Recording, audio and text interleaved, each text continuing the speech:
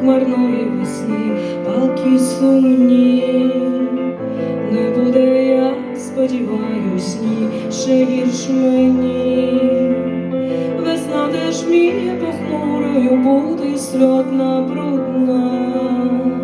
Вона в своїй журбі розкута, обмежень нема. Шалені мокрі птахи співають на проводах, і божевільні такі стукочуть ритми вода, навколо все оживає і повертаються сни. Я свою душу звільняю серед хмарної весни.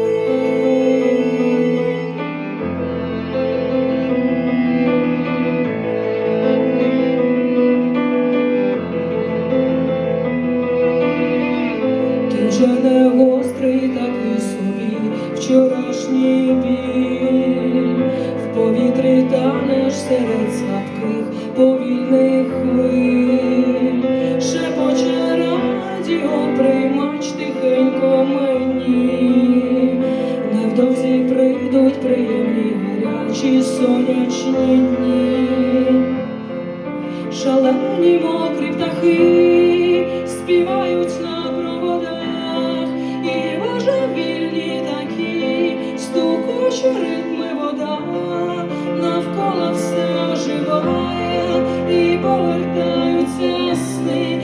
Я свою душу звільняю серед хмарної весни.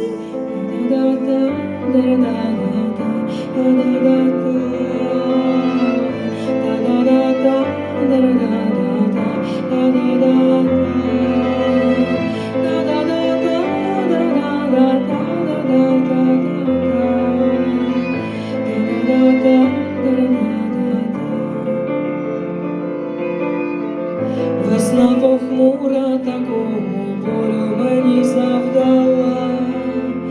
Тепер я вдячна за кожен промінь, за краплі тепла.